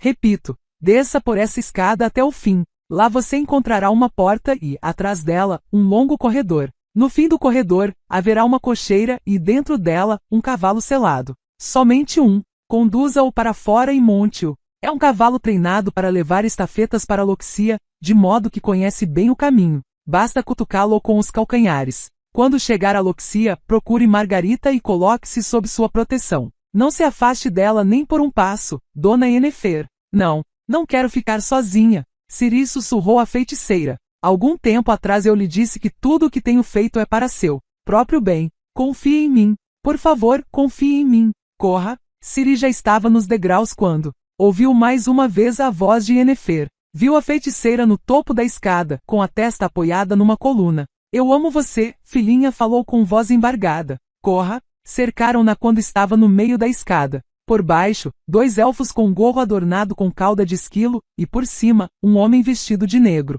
Num gesto impulsivo, Ciri pulou a balaustrada e fugiu por um corredor lateral. Os elfos e o homem correram atrás dela. Por ser mais rápida, teria certamente escapado, não fosse o fato de o corredor terminar numa janela. Ciri olhou para fora. Ao longo da face externa da parede estendia-se uma saliência com menos de 2 palmos de largura. Ciri passou as pernas pelo parapeito e saiu. Afastou-se da janela e parou com as costas grudadas à parede. Ao longe brilhava o mar. Na janela surgiu a cabeça de um elfo. Tinha cabelos louros, olhos verdes e um lenço de seda em volta do pescoço. Ciri afastou-se ainda mais, querendo chegar à janela vizinha, mas esta estava ocupada pelo homem de preto. Tinha horrendos olhos negros e uma grande mancha avermelhada na bochecha. Pegamos você, garotinha. Ciri olhou para baixo. Ali, bem longe, podia ver o pátio, e sobre ele, a uns 10 pés abaixo da saliência sobre a qual estava, uma pontezinha que ligava 2 galerias. Só que não era uma pontezinha, mas as ruínas de uma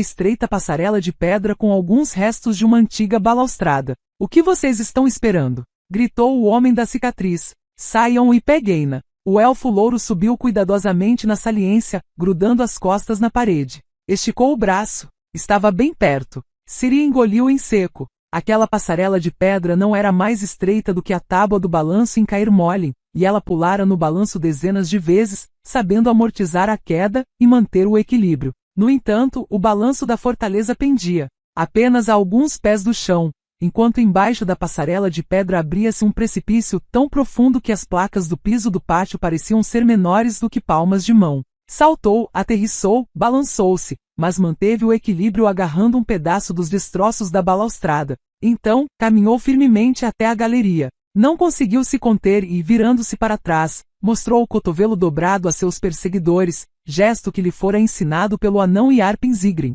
O homem da cicatriz soltou um palavrão. Pule! Gritou ao elfo louro parado na saliência. Pule atrás dela. Você deve ter endoidado de vez, Rience, respondeu o elfo friamente. Pule você, se tiver vontade. A sorte, como de costume, não a acompanhou por muito tempo. Foi pega assim que pulou da galeria, caindo no meio de uns abrunheiros. Quem a agarrou e imobilizou num abraço incrivelmente forte foi um baixo e um tanto gordo homem com nariz inchado e lábios partidos. Quieta, sibilou. Quieta, minha bonequinha. Ciri fez um esforço para se desvencilhar, mas soltou um berro, porque as mãos que seguravam seus ombros produziram um paroxismo de dor paralisante. O homem apenas riu. Não agite as asas, meu passarinho cinzento, porque acabará perdendo algumas plumas. Deixe-me dar uma boa olhada em você. Quero ver esse ser que é tão valioso para Enlir Varemres, imperador de Nilfgaard. E para Vilgefortz. Ciri parou de se agitar. O gorducho passou a língua pelos lábios feridos.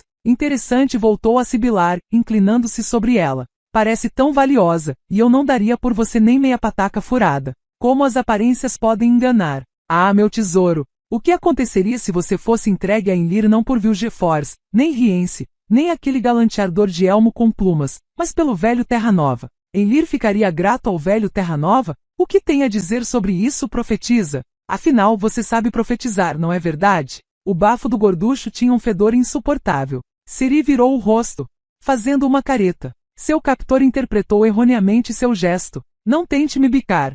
Passarinho, eu não tenho medo de pássaros. Ou será que deveria ter? O que acha, sua falsa vaticinadora? Sua profetisa fraudulenta? Acha que eu deveria ter medo de passarinhos? Deveria, sussurrou Ciri, sentindo a cabeça girar e um frio repentino percorrer-lhe o corpo. Terra Nova soltou uma gargalhada, inclinando a cabeça para trás. O riso transformou-se num uivo de dor. Uma enorme coruja cinzenta baixou silenciosamente do céu, cravando suas garras nos olhos do feiticeiro, que soltou Ciri, afastou de si a tenebrosa ave, caiu de joelhos e colocou as mãos no rosto. Por entre seus dedos jorrou sangue. Ciri soltou um grito. Terra Nova afastou do rosto as mãos cobertas de sangue e muco, e com voz selvagem e gaguejante, começou a escandir um feitiço. Não teve tempo. Às suas costas surgiu uma vaga silhueta. Uma lâmina de ferro de meteorito silvou no ar e cortou seu pescoço na altura do occipício. Geralt, Ciri, não é hora para sentimentalismos, falou a coruja de cima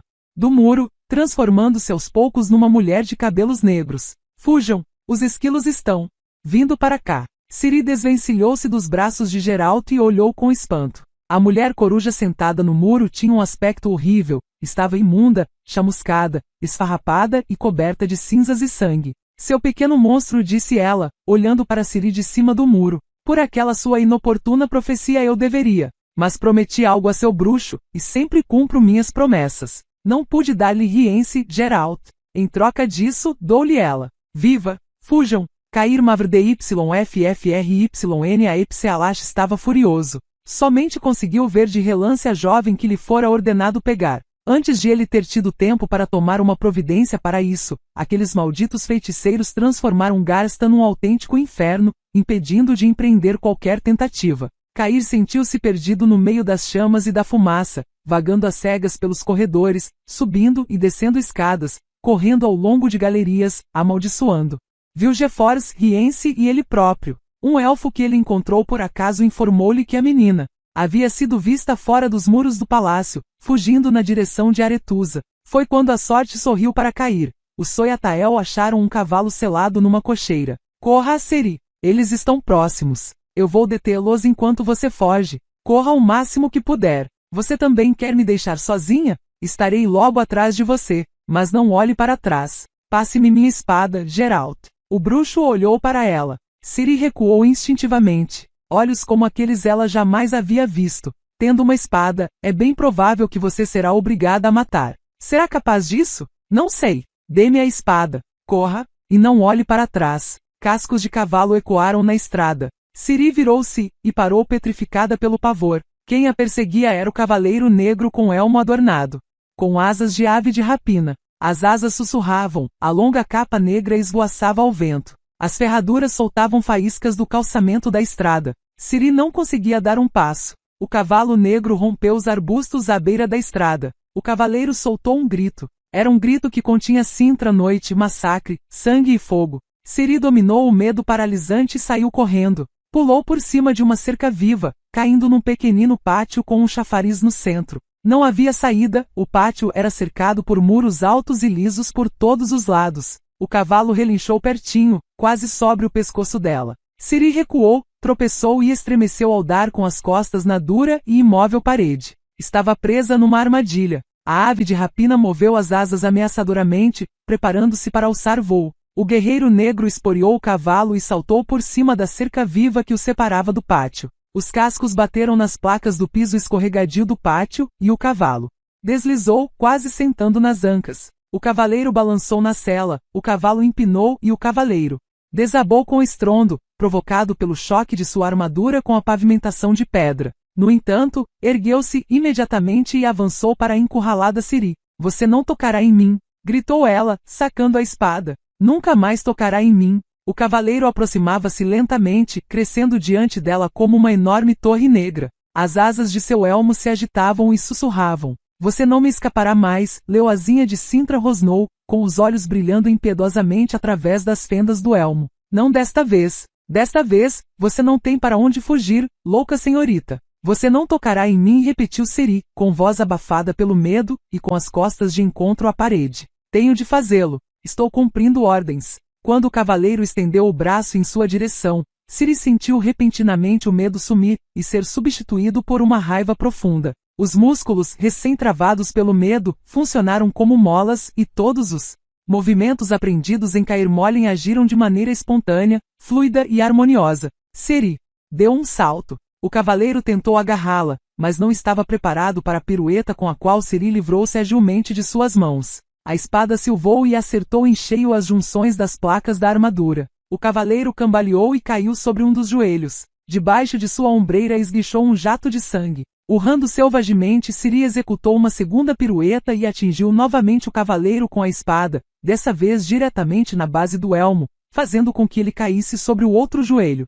Uma onda de raiva e fúria não permitiu que ela visse nada além das odiadas asas de ave de rapina. Penas negras voaram para todos os lados, uma das asas caiu decepada, enquanto a outra pendeu sobre a ensanguentada ombreira. O cavaleiro, tentando inutilmente se erguer, quis evitar um novo golpe da lâmina agarrando-a com sua luva blindada, mas soltou um grito de dor quando esta, feita de ferro de meteorito, rasgou a malha de aço e a palma da mão. O golpe seguinte fez com que o elmo caísse. Ciri preparou-se para tomar impulso e desferir o golpe mortal. Não o desferiu. Não havia elmo negro, não havia asas de ave de rapina cujo farfalho tanto a perseguira nos pesadelos. Não havia mais o negro cavaleiro de Sintra, mas apenas, ajoelhado numa poça de sangue, um pálido jovem de cabelos escuros e estupefatos olhos azuis celestes, com o rosto contorcido num esgar de pavor. O negro cavaleiro de Sintra caíra sob os golpes de sua espada, deixara de existir, e tudo que restara das tão temidas asas foram algumas penas destroçadas. O apavorado garoto caído no chão e vomitando sangue não era ninguém conhecido. Ciri jamais o tinha visto. Não estava interessada nele. Não o temia nem o odiava, tampouco queria matá-lo. Soltou a espada, deixando-a cair no piso do pátio. Ouviu gritos do Soyatael correndo em sua direção desde Garsta. Compreendeu imediatamente que seria encurralada no pátio em questão de segundos. Também compreendeu que, mesmo que fugisse, seria alcançada. Tinha de ser mais rápida do que eles. Correu até o corcel negro, que batia com os cascos nas placas do pavimento do pátio. fez com que ele se pusesse a galopar com um grito e saltou em sua sela em pleno galope. Deixem-me, gemeu Cair MavrideYFFRYNAEPSALASH, afastando com a mão são os elfos que tentavam erguê-lo. Não tenho nada. É um ferimento superficial. Vão atrás dela. Vão atrás da garota. Um dos elfos soltou um grito, e um jato de sangue caiu sobre o rosto de Cair. Um segundo Soyatael cambaleou e caiu de joelhos, agarrando as tripas que lhe saíam da barriga cortada verticalmente. Os demais pularam para trás e espalharam-se pelo pátio, sacando a espada. Estavam sendo atacados por um monstro de cabelos brancos que saltara sobre eles de cima do muro, de uma altura da qual não seria possível saltar sem quebrar as duas pernas. Também não seria possível aterrissar suavemente, executar uma pirueta tão rápida que era impossível ver, e, numa fração de segundo, matar. Acontece que o monstro de cabelos brancos conseguira os 3 feitos e começara a matar sistematicamente. Os Soyatael lutaram com fervor. Eram mais numerosos. No entanto, não tinham chance alguma. Diante dos olhos arregalados de terror de Cair, desenrolava-se um autêntico massacre. A jovem de cabelos cinzentos que o ferira momentos atrás fora muito rápida, incrivelmente ágil, como uma gata defendendo a prole. Mas o monstro de cabelos brancos que caíra entre os Soyatael era como um tigre zerricano. A donzela de cabelos cinzentos que não o matara por motivos que ele desconhecia, parecia estar totalmente enlouquecida. Não era o caso do monstro de cabelos brancos. Ele era calmo e frio, matava calma e friamente. Os Soyatael não tiveram a mínima chance. Seus cadáveres caíam um atrás do outro sobre as placas do piso do pátio, mas eles não cediam terreno. Mesmo quando sobraram apenas 2, não fugiram e lançaram-se sobre o monstro. Diante dos olhos de Cair, o monstro decepou o braço de um, enquanto atingia o outro com uma pancada aparentemente leve e despretensiosa, mas que atirou o elfo para trás, jogando-o por cima da borda do chafariz e fazendo-o cair na água. A água transbordou num jato carmesim. O elfo com o braço decepado estava ajoelhado perto do chafariz, contemplando com o olhar perdido o coto do qual esguichava sangue. O monstro agarrou-o pelos cabelos e, com um rápido movimento da lâmina da espada, cortou sua garganta. Quando Cair abriu os olhos, o monstro estava junto dele. Não me mate, sussurrou, desistindo de qualquer tentativa de se erguer do chão escorregadio de tanto sangue. A mão ferida pela jovem de cabelos cinzentos parara de doer, pois entumecera. Sei quem é você, Nilfgaardiano, falou o monstro de cabelos brancos, dando um pontapé no elmo com asas destruídas. Você a perseguiu por muito tempo e com determinação, mas você nunca mais poderá lhe fazer mal algum. Não me mate, dê-me um só motivo para não fazê-lo. Basta um. Depressa. Fui eu, sussurrou Cair. Fui eu quem atirou de Sintra naquela ocasião do incêndio. Salvei sua vida. Quando abriu os olhos, o monstro não estava mais ali. Cair encontrava-se sozinho no centro do pátio, cercado pelos cadáveres dos elfos.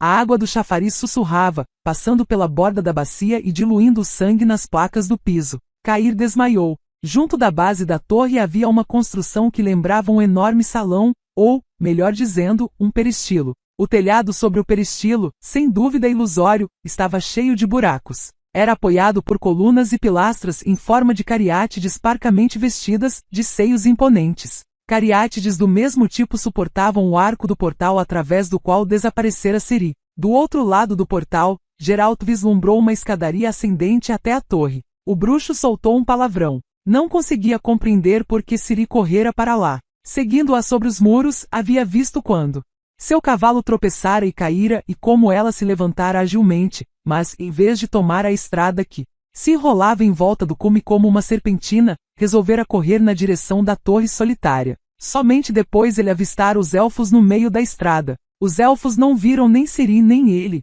estavam por demais ocupados em disparar com seus arcos na direção dos homens ao pé da montanha. Eram reforços vindos de Aretusa. O bruxo já estava se preparando para subir as escadas atrás de Ciri quando ouviu um farfalho vindo de cima. Virou-se rapidamente. Não se tratava de uma ave. Viu Jeffors agitando suas largas mangas, adentrou por um dos buracos no teto e pousou lentamente no piso. Geralt parou na entrada da torre, sacou a espada e soltou um suspiro. Guardava a sincera esperança de que a dramática refrega final seria travada entre Vilgefortz e Filipa Illart. Não tinha vontade nem interesse em participar de eventos de tal dramaticidade. Vilgefortz sacudiu o gibão e ajeitou os punhos. Em seguida, olhou para o bruxo e leu seus pensamentos. Que dramaticidade mais besta, suspirou. Geralt não fez comentário algum. Ela entrou na torre?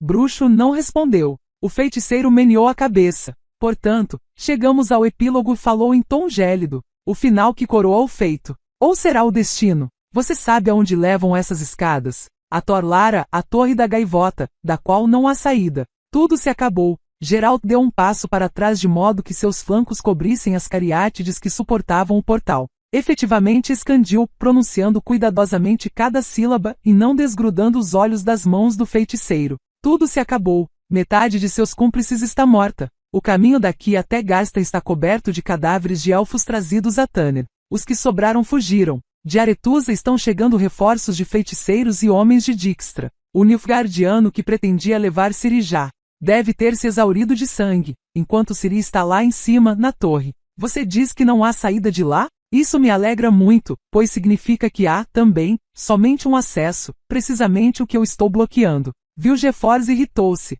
Você é mesmo incorrigível, falou. Continua sem saber avaliar corretamente uma situação. O capítulo e o conselho deixaram de existir. As tropas do imperador Enlir estão se deslocando para o norte. Os reis, desprovidos da ajuda e dos conselhos de seus feiticeiros, estão desamparados como crianças. Atacados por Nilfgaard, seus reinos desabarão como castelos de areia. Eu lhe propus ontem ao anoitecer e renovo a proposta. Passe para o lado dos vencedores. Cuspa com desprezo nos vencidos. Pois saiba que o vencido é você. Você não passou de um instrumento. Enlir queria pôr as mãos em Ciri e foi para isso que mandou aquele tipo com o elmo alado. Estou curioso de saber o que Enlir fará com você quando for informado de seu fracasso. Você está disparando às cegas, bruxo. E, como era de esperar, erra o alvo. E se eu lhe dissesse que, ao contrário do que você afirmou, em vez de eu ser um instrumento de Enlir, é ele que é o meu? Eu não acreditaria. Geralt, pense um pouco. Será que você, a esta altura, quer brincar desse teatro absurdo de uma luta final entre o bem e o mal? Renovo minha proposta de ontem. Ainda não é tarde demais. Você pode fazer sua escolha, pode colocar-se do lado certo, do lado que acabo de dizimar consideravelmente? Não precisa sorrir. Seus sorrisos demoníacos não me impressionam. Aqueles poucos elfos massacrados? Artal Terra Nova? São detalhes insignificantes. Pode-se passar a ordem do dia por cima deles.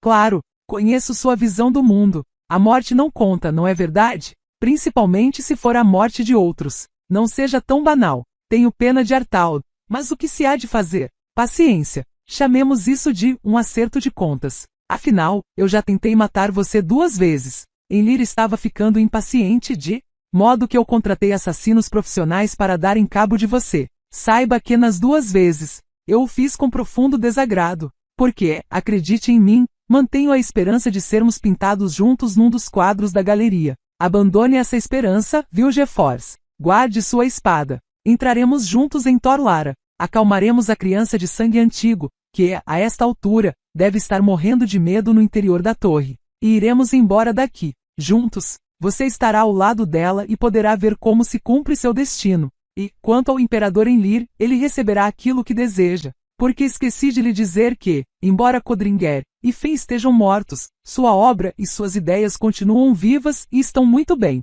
Você está mentindo. Suma daqui antes que eu cuspa com desprezo em você. Eu realmente não quero matá-lo, acredite. Não gosto de matar. Realmente. E Lydia van Bredevoort. O feiticeiro fez uma careta de desagrado. Não mencione esse nome, bruxo. Geralt segurou a empunhadura da espada com mais força e sorriu. Sarcasticamente. Por que Lydia teve de morrer, Vilgefortz? Por que ordenou que morresse? Para desviar a atenção de você, não foi isso? Não foi para lhe dar o tempo necessário para torná-lo imune ao Dvimerito e enviar um sinal telepático a Rience? Pobre Lydia, uma dotada artista com rosto desfigurado. Todos sabiam que ela era uma pessoa sem importância. Todos, menos ela. Cale-se. Você assassinou Lydia, feiticeiro. Aproveitou-se dela e agora quer se aproveitar de Ciri. Pois saiba que não permitirei que você entre em Torlara. O feiticeiro deu um passo para trás. Geralt contraiu os músculos, preparando-se para saltar e aplicar um golpe. Mas Vilgefortz não ergueu o braço, em vez disso, estendeu-o para o lado, e em sua mão materializou-se repentinamente um grosso bastão de uns 6 pés de comprimento. Já sei, disse o que o atrapalha em avaliar corretamente uma situação. Sei o que lhe complica e dificulta a adequada previsão do futuro. É sua arrogância, Geralt. Pois vou tirá-la de você. Tirarei sua arrogância com a ajuda desta varinha. O bruxo semicerrou os olhos e ergueu a lâmina da espada. Mal posso esperar. Algumas semanas mais tarde, já curado. Graças aos esforços das Dríades e da água de Brokilon, Geralt ficou matutando qual teria sido o erro que cometera durante o confronto, chegando à conclusão de que no decurso da refrega não errara. O único erro que cometera fora antes da luta, deveria ter fugido antes de ela começar. O feiticeiro era rápido, o bastão cintilava como um raio em sua mão. O espanto de Geralt foi ainda maior quando, ao aparar um golpe, o bastão e a espada chocaram-se, emitindo um som metálico. No entanto, não havia tempo para se espantar. Vilgefortz atacava sem parar, e o bruxo tinha de ficar se desdobrando em fintas e piruetas. Temia aparar os golpes com a espada, o maldito bastão era de ferro, além de ser mágico. Nas 4 vezes em que pôde atacar, golpeou o feiticeiro, na têmpora, no pescoço, na axila e na coxa. Cada um dos golpes era mortal, mas todos foram aparados. Nenhum ser humano poderia aparar tais golpes. Aos poucos, Geralt começou a compreender, porém já era tarde demais. Nem chegou a ver o golpe com o qual o feiticeiro o atingiu. O choque atirou-o para longe, de costas contra a parede, deixando-o estonteado e ofegante. Recebeu um novo golpe, dessa vez na nuca, voltando a cair para trás e batendo com o occipício nos salientes seios de uma cariátide. Vilgefortz saltou agilmente para perto dele, girou o bastão e lhe acertou a barriga, logo abaixo das costelas. Com força. Quando Geralt vergou-se, foi golpeado na cabeça. Seus joelhos ficaram moles e ele desabou. E esse, em princípio, teria sido o fim do combate. Geralt tentou ainda se defender desajeitadamente com a espada. Diante do golpe seguinte, a lâmina, enfiada entre a parede e a cariátide, partiu-se, emitindo um som vítreo. O bruxo protegeu a cabeça com o braço esquerdo, e o bastão caiu com ímpeto, quebrando o osso do antebraço. A dor cegou-o por completo. Eu poderia sacar seus miolos por seus ouvidos, falou de longe Vilgefortz. Mas isso deveria ser apenas uma lição. Você se enganou, bruxo. Confundiu o céu com estrelas refletidas na superfície de um lago. Ah, está vomitando? Muito bem. Traumatismo craniano. Está sangrando pelo nariz? Ótimo. Até a vista. Algum dia, talvez. Geralt já não via nem ouvia coisa alguma. Estava se afogando em algo quente. Achou que Vilgefortz tivesse ido embora, de modo que se espantou quando sentiu mais um golpe do bastão de ferro em sua perna, destroçando o osso da coxa. Os golpes seguintes, se é que os houve, não sentiu mais. Aguente firme, Geralt, não se entregue, repetia Triss Merigold sem cessar. Aguente, não morra. Eu lhe imploro, não morra, Ciri, não fale. Já vou puxar você para fora daqui. Aguente. Deuses, dei-me forças, Yennefer. Eu preciso. Você não precisa nada. Não pode fazer nada. Aguente firme. Não se entregue. Não desmaie. Não morra. Eu lhe peço. A feiticeira arrastava-o pelo chão coberto de cadáveres. Geralt via seu peito e sua barriga totalmente cobertos do sangue que jorrava de seu nariz. Via sua perna retorcida numa posição esquisita, parecendo mais curta do que a sã. Não sentia dor, mas frio. Todo o seu corpo estava frio, entorpecido e estranho. Tinha vontade de vomitar. Aguente, Geralt. Logo, logo chegarão reforços de Aretusa. Dijkstra. Se Dijkstra me pegar, nada sobrará de mim. Triss praguejou, desesperadamente. Arrastava-o pelas escadas. O braço e a perna frouxos e quebrados batiam com força em cada degrau. A dor despertou-o penetrando nas vísceras, nas têmporas, irradiando-se até os olhos, os ouvidos, o topo da cabeça. Não gritava. Sabia que se gritasse aliviaria a dor, mas não gritou. Apenas abria a boca, pois aquilo servia de algum alívio. Ouviu um estrondo. Tissaia de Vries, despenteada e com o rosto coberto de poeira, estava no topo das escadas. Ergueu os 2 braços, e da palma das mãos emanaram chamas. Gritou um encanto e o fogo que dançava. Entre seus dedos se transformou numa ardente e cegante bola, que rolou escadas abaixo. O bruxo ouviu barulho de muros desabando e horripilantes gritos de pessoas queimadas. Tissaia não! Gritou Triss desesperadamente. Não faça isso! Eles não chegarão até aqui, falou a arquimaga, sem virar a cabeça. Aqui é Garstan, na ilha de Tanned. Ninguém convidou esses lacaios de reis que executam ordens de seus míopes soberanos a vir para cá. Você os está matando. Cale-se, Triss Merigold. O golpe contra a Irmandade falhou. A ilha continua sob o mando do capítulo. Trata-se de um conflito interno e nós mesmos o resolveremos. Resolveremos nossas questões e, depois, poremos um fim a esta guerra idiota. Porque cabe a nós, feiticeiros, a responsabilidade pelos destinos do mundo. Mais uma bola de chamas emanou de suas mãos, e o estrondo da explosão ecoou repetidamente por entre colunas e paredes de pedra. Fora! Gritou a arquimaga. Vocês não conseguirão entrar aqui. Fora! Os gritos de dor foram cessando. Geralt compreendeu que os sitiadores ao pé das escadas recuaram e fugiram. A silhueta de Tissaia foi se desfazendo diante de seus olhos. No entanto, não se tratava de magia, era ele que estava perdendo os sentidos. Fuja! Tris Merigold ouviu as palavras da feiticeira, vindas de longe, como se ela estivesse atrás de uma parede. Felipa Eilhart já fugiu, voando com suas asas de coruja. Você foi cúmplice dela nesse vergonhoso incidente, e eu deveria puni-la. Mas basta de mortes, sangue e desgraças. Suma daqui, vá para Aretusa, juntar-se a seus comparsas. Teleporte-se. O portal da Torre da Gaivota deixou de existir. Desabou com a torre. Pode se teleportar sem medo e para onde quiser, mesmo para junto de seu rei Foltestel, em prol de quem você traiu a Irmandade. Eu não deixarei Geralt, gemeu Tris. Ele não pode cair nas mãos dos redânios. Está muito ferido. Está com hemorragia interna. Eu não tenho mais forças para abrir o teleportal. Tissaia, ajude-me, por favor. Escuridão. Um frio penetrante. De longe, do outro lado da parede de pedra, a voz de Tissaia de Vries. Vou ajudá-la.